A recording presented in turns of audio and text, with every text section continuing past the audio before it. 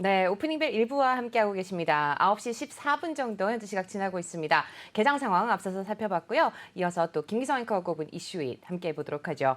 네, 첫 번째 이슈는요. 지금 글로벌 경제의 가장 큰 문제, 아무래도 뭐 공급망 병목 네네. 현상이 아닐까 싶은데 완화될 기미가 보인다. 이런 분석들이 나오고 있죠. 네, 로이터 통신이 이 분석을 한 내용입니다. 그러니까 지금 현재 공급망 병목과 관련해 가지고 물류 쪽을 본다면은 제일 네. 큰 문제는 미국 쪽에서 나타나고 있지 않습니까? 아, 그렇죠. 그러니까 쉽게 설명을 드리면은 배가 중국에서 물건을 싣고 미국에 와서 미국에서 빨리 내려놓고 또 미국의 물건을 싣고 다른 데로 어디론가 가야 되는 그런 상황인데 지금 현재 미국의 선박들이 와가지고 물건을 제때 못 내리고 있는 겁니다. 그 이유는 이 하역 작업을 할 인부가 부족하고 이 하역된 컨테이너를 갖다 실어 나를 트럭 기사가 없기 때문이거든요. 당초에는 왜 이 사람들이 부족하냐 이 부분에 대해서 정부의 추가 지원금 이것 때문에 항만에서 일하는 것보다 놀면서 받는 돈이 더 많다라는 그런 이유였거든요. 근데 이게 쉽사리 회복이 안 되고 있는 겁니다. 지금 현재도 그래서 어느 정도 걸리는가 하면은 팬데믹 이전에는 배가 들어와서 물건을 내려놓고 다시 적재를 하고 나가는데 한 3.5일쯤 걸렸다 그럽니다. 그런데 지금 이게 평균적으로 한 7.5일쯤 된다 그러거든요. 네. 그러니까 2배 이상 늘어난 거죠. 그러네요. 이러다 보니까 배 선사 입장에서는 아무래도 배가 오랫동안 바다에 머물러야 되니까 운임을 많이 받을 거 아닙니까? 그런데 이 운임의 추이를 볼 것 같으면은 이게 대략 앞으로 한 반년 정도면 끝나지 않겠느냐 이렇게 예상이 된다는 겁니다. 그래서 로이터가 조사한 걸 보면은 이 운임 지수 같은 경우에는 한 3주 연속 지금 하락을 하고 있고요. 네. 그리고 이제 배를 빌릴 때 용선 계약을 하지 않습니까? 그렇죠. 6개월 단위, 1년 단위 이렇게 계약을 하는데 6개월 단위로 계약을 할 때 가격보다 1년 단위로 계약할 때 가격이 절반 정도라 그럽니다. 그러니까 결국은 뭔가 하면 선사 입장에서도 내년 이맘때쯤이면 충분히 풀려 있겠구나 이렇게 본다는 거죠. 네. 그래서 아마 이 부분이 상당히 좋아지지 않겠느냐 이러는 거고 그리고 또 하나는 뭔가 하면은 이 물류 관련해 가지고 이 PMI 지수에서도 나타났지만은 배송 시간이 굉장히 많이 지연된다고 이렇게 나타났지 그렇죠. 않습니까? 네. 근데 사실 이렇게 배송 시간이 지연되는 이유는 뭔가 하면은 연말 시즌을 앞두고 미국의 유통업체들이 물건을 갖다 재고를 확보하기 위한 그런 수요가 굉장히 크기 때문인데 이 부분이 아마 연말을 지나고 나면은 수요가 확 줄어들 거다 이렇게 예상을 하는 겁니다. 그리고 또 이 상품 수요가 줄어들고 나면은 수요 자체가 서비스 쪽으로 돌아갈 그런 가능성이 있기 때문에 이렇게 본다면은 적어도 금년 안에 그러니까 크리스마스 시즌이 끝나고 나면은 이런 공급망 적체 현상은 풀리지 않겠느냐 이렇게 예상을 하고 있는 겁니다. 네, 뭐 말씀하신 것처럼 물류대란은 조금 해결이 될 수도 있을 것 같습니다. 병목 현상 해결되더라도, 네. 근데 반도체 같은 경우 아예 생산 자체가 안 되잖아요. 네, 그렇죠. 그러니까 네. 지금 현재 물류 때문에 문제를 빚는 그런 문제가 있고 그다음에 이 코로나 사태 내지는 뭐 이런 걸로 해가지고 생산에 차질을 빚어서 이 공급망에 차질이 온 그런 것들이 있지 않습니까? 그러니까 네. 반도체 같은 경우는 우리가 늘 설명을 했습니다만은 뭔가 하면은 팬데믹이 왔을 때 많은 업체들이 수요가 줄어들 거다. 차량 업체 같은 경우에 줄어들 거다 생각을 하고 차량 반도체 주문을 줄였었는데 네. 갑자기 늘어난 거고 그동안에 이 반도체를 만드는 회사들 입장에서는 차량용 반도체를 만드는 것보다는 전자기기에 들어가는 반도체를 만드는 게 훨씬 더 이익이 많이 나기 때문에 그쪽에 돌아섰던 거다. 그래서 이걸 다시 이 원위치시키는데 시간이 상당히 걸린다. 이렇게들 얘기를 했었거든요. 이것과 관련해 가지고 로이터가 분석한 걸 보면은 반도체를 이렇게 다시 한번 정비를 하는데 대략 한 4개월 정도 시간이 걸린다 그럽니다. 그렇기 때문에 이걸 갖다 역순을 계산을 해서 본다면은 그리고 일본에서 그 반도체 공장 화재가 났지 네, 않습니까? 그랬죠. 그러니까 이런 것들을 전부 다 계산을 해본다면은 대략 한 연말쯤 해서는 정상화될 것 같다. 이렇게 추측이 된다는 겁니다. 그리고 또 한 가지는 이 공급망 적체 관련해 가지고 반도체 이외에 또 제일 문제가 됐던 게 지정학적으로 동남아였지 않습니까? 그럼요. 반도체만 하더라도 이를테면은 TSMC나 삼성전자가 만든다 하더라도 후공정 그러니까 패키징을 한다든지 하는 거는 주로 동남아에서 이루어졌었거든요. 네. 그리고 또 동남아라는 곳 자체가 중국에 이어서 세계 공장 역할을 하는 그런 곳인데 델타 변이가 확산이 되면서 여기 공장들이 많이 문을 닫은 그랬죠. 그런 네. 상황이었지 않습니까? 그런데 지금 현재 동남아 같은 경우에도 백신 접종률이 굉장히 빠른 속도로 올라가고 있다 합니다. 그래서 인도네시아라든지 필리핀 같은 경우에는 대략 다음 달쯤이면은 백신 접종률이 한 80%쯤 될 것 같다. 이렇게 얘기를 하기 때문에 결과적으로 공급망 병목 현상을 가져왔던 동남아 지역의 생산 차질도 아마 연말까지는 해소될 걸로 이렇게들 기대를 하고 있고요. 그리고 또 마지막으로 원자재 가격들 많이 올랐지 않습니까? 네, 그렇죠. 결국 뭐 수요가 많으니까 원자재 가격이 오르고 재고 수요 뭐 이런 것들이 있었습니다만은 이게 다행인지 불행인지 모르지만 중국이 전력난으로 인해 가지고 생산이 많이 줄어들고 있지 않습니까? 그렇기 때문에 원자재 가격 상승도 어느 정도 진정되지 않겠느냐 이렇게 보고 있는 겁니다. 네, 말씀 잘 들었습니다. 물류 관련해서 또 말씀 나눠봤습니다. 바로 이어서 두 번째 이슈도 좀 살펴볼 텐데요. 한때의 나스닥의 신데렐라라고 했던 펠로톤 기억하실 거예요. 지난 주말 굉장히 큰 폭으로 하락을 했습니다. 거의 폭락했다라고 봐야 될 텐데 우선 펠로톤 어떤 회사인지 좀 소개해 주시죠. 네, 펠로톤을 만든 사람이 존 폴리라는 그러니까 네. 설립자 겸 CEO죠. 어떤 사람인가 하면은 조지아 공대를 나와가지고 하버드 네. 대학에서 MBA를 했고요. 반센 노블 아시죠? 그러니까 우리나라 교보문고 같은 네. 미국의 서점이죠. 반센 네. 노블에서 전자상거래 부사장을 했다 그럽니다. 그러니까 이런 어떤 SNS나 전자상거래에 대해서 굉장히 익숙한 사람인데 네. 이 사람이 애를 키우다가 애를 낳아서 육아를 하다가 네. 남자입니다. 네. 육아를 하다가 워낙 운동광이었다 그럽니다. 오. 피트니스를 자주 가는 사람인데 네. 이게 육아를 하고 이러면서 운동을 마음대로 갈 수가 없지 않습니까? 그렇죠. 그러니까 집에서 혼자 운동을 하더라도 다른 사람하고 같이 운동을 하는 느낌을 받을 수 있는 그런 걸 만들겠다. 이게 말하자면 기본적인 사업 컨셉이었습니다. 네. 그런데 이게 언제 시작을 했는가 하면 2012년에 시작을 했거든요. 그 당시만 하더라도 이 사업의 어떤 구조를 가지고 투자자한테 찾아가면 이게 뭔데? 해가지고 한 푼도 투자를 받지를 못했다 그럽니다. 저런. 그런데 대박이 난 게 네. 코로나 사태였죠. 그렇죠.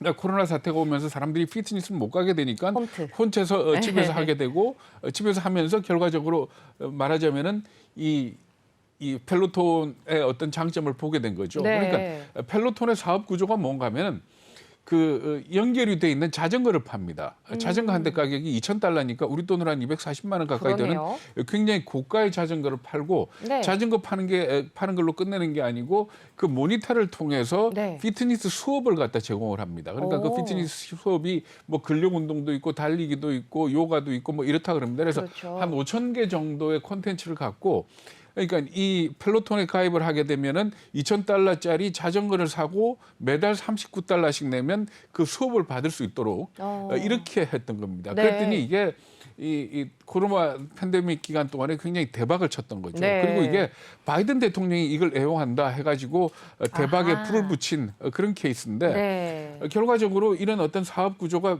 코로나하고 딱 맞아 떨어졌다 이렇게 볼 수가 있는 겁니다. 물론 자전거 안 사고 앱만 연결해서 수업만 받을 수 있는 그런 사업 수익 모델도 있다 그럽니다. 네네. 지금 보면은 왜 폭락을 했는지 사실 뭐 실적 때문이 아닐까라는 예상을 좀 해볼 수 있을 것 같은데요. 맞나요? 네, 그렇습니다. 네. 실적 때문에 그렇습니다. 그러니까 실적 그러니까 7월 달부터 9월 달까지 그러니까 네. 금년 3분기에 실적을 발표를 했는데 매출이 6% 늘어나는데 그쳤습니다. 이게 작년 3분기에는 얼마가 늘어났었는가 하면 250%가 늘어났거든요. 네. 그러니까 너무 엄청나게 증가율 급격히. 자체가 줄어든 이게 충격을 줬고 그리고 또 이익으로 보면 순이익이 작년에는 3분기에 $6천만 넘어섰습니다. 네. 그런데 금년에는 3억 7천만 달러 손실을 기록한 걸로 이렇게 나타났습니다. 물론 이 한 분기의 어떤 실적뿐만이 아니고 이 존 폴리 CEO가 주주들한테 서한을 보냈는데 네. 앞으로 전망이 상당히 안 좋았던 겁니다. 왜 안 좋게 봤는가 하면은 경기 회복에 따른 수요 불확실성. 그러니까 네. 경기가 좋아지고 코로나 사태가 잦아들고 나면 사람들이 집에서 운동하는 것보다 피트니스로 가서 운동하게 될 그런 가능성이 있지 않습니까? 그렇죠. 그리고 또 두 번째는 공급망 위기. 이 회사도 이 공급망에서 굉장히 자유롭지 못한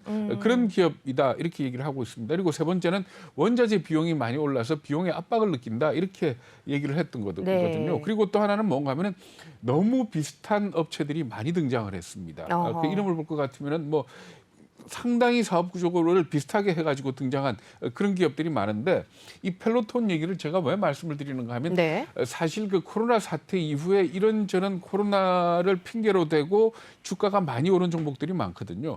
그랬을 때 이 펠로톤을 보면은 과연 독창적인 거냐? 네. 그리고 그 분야에서 계속해서 선두 자리를 지킬 수 있겠느냐?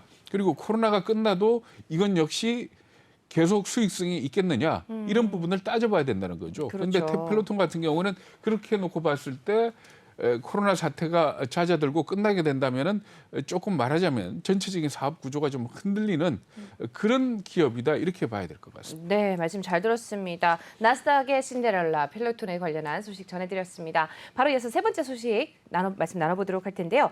보통 여러분들 MZ세대 많이 들으셨죠? 밀레니얼 세대와 또 Z세대를 합쳐서 MZ세대라고 많이 불렸는데 최근 미국에서 M세대와 Z세대의 갈등을 좀 주목하고 있다고요? 네, 그렇습니다. 우리가 일반적으로 무슨 사회 현상을 얘기할 때 MZ세대, MZ세대가 뭐 어쩐다 뭐 이렇게 네, 얘기를 하지 그렇죠. 않습니까?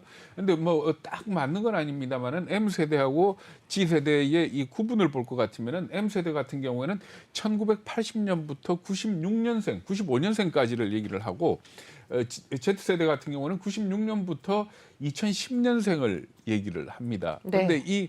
이 출생 연도를 가지고 우리가 가만 생각을 해볼 것 같으면은 이 M세대 같은 경우에는 네. 이 글로벌 금융 위기를 겪을 때쯤 사회생활을 시작을 했다. 그러니까 80년대 태어나 가지고 글로벌 네. 금융 위기가 2008년에 있었지 않습니까? 그렇죠. 그러니까 상당히 80년대 초반에 태어났던 사람들은 글로벌 금융 위기가 시작됐을 때 직장 생활을 시작한 그런 맞습니다. 사람들 네, 아닙니까? 이 얘기는 그랬어요. 뭔가 하면 직장 찾기가 굉장히 힘들었고 직장에 들어가면은 상사의 얘기를 무조건 복종하는 네. 그런 스타일이었을 것이고 그랬죠. Z세대는 어떤 연령대인가 하면 1996년에 태어난 네. 이후에 태어난 그런 사람들입니다. 그렇기 그렇죠. 때문에 사실 글로벌 금융위기가 왔을 때는 사회생활하고 관계가 없었죠. 물론 학교를 다니니까 간접적으로 어떤 네. 분위기는 알 수 있었겠지만은 그럼요.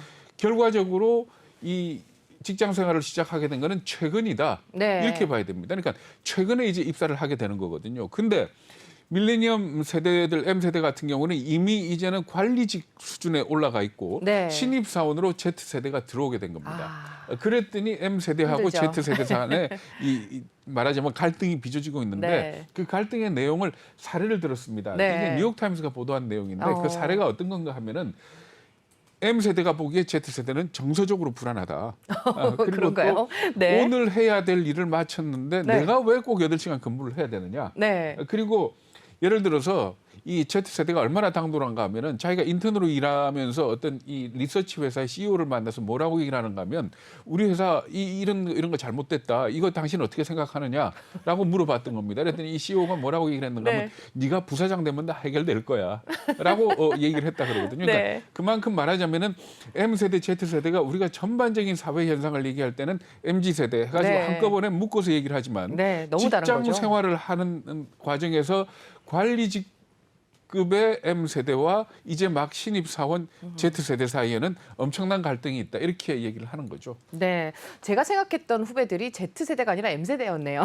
네, 저는 아직까지 갈등은 없는 것 같은데 일단 저희 M세대에 해당이 되는 저도 사실 뭐 소통에 있어서 굉장히 좀 노력을 하는 편인데 네. 많이 다르죠. 왜냐면 M세대 같은 경우는 아날로그와 또 디지털을 둘 다 경험을 했지만 Z세대 같은 경우는 완전히 디지털 세대거든요. 그렇죠. 네. 네, 아무튼 뭐 M세대가 사회에 등장했을 때 비슷한 갈등이 있었잖아요. 그렇죠. 그러니까 네. M세대가 사회에 진출을 했을 때 관리직에 있던 사람들은 누군가 하면 베이비 부모의 자식들, 네. X세대라 그랬죠. 그렇죠. 그러니까 네, X세대가 선배님들, 네. X세대가 관리직으로 있으면서 M세대의 신입사원을 받았던 겁니다. 아, 그때 아마 네. 이런 책 기억나실 거예요. 밀레니얼 세대가 몰려온다. 네, 그때도 그게 있었군요. 그 내용이 뭔가 하면 지금 제가 앞에서 지적했던 거하고 꼭 같은 겁니다. 아. 그러니까 그 당시 X세대가 M세대를 보고 뭐라 그랬는가 하면 도저히 이 적응이 안 된다. 컨트롤 불가능한 사람들이다. 그렇죠. 라고까지 얘기를 했던 거거든요. 네. 근데 이걸 두고 뉴욕타임스가 아주 재밌는 얘기를 했습니다. 그러니까 뭐라고 했을까요? 뭐라고 얘기를 했는가 하면 요새 젊은 것들이라는 표현 많이 쓰죠. 네. 근데 이게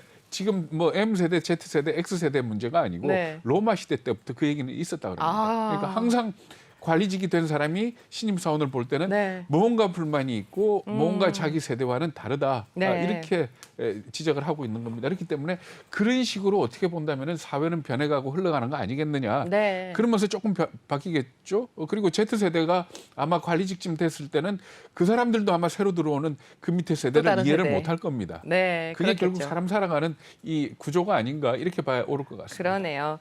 안녕하세요. 내외경제TV의 장유진입니다. 저희 내외경제TV의 다양한 영상과 콘텐츠 잘 보고 계신가요? 더 많은 영상과 콘텐츠를 원하신다면 지금 왼쪽의 버튼으로 저희 채널을 구독해주세요. 저희 다시 보기 채널도 따로 있으니까요. 많은 관심 부탁드립니다.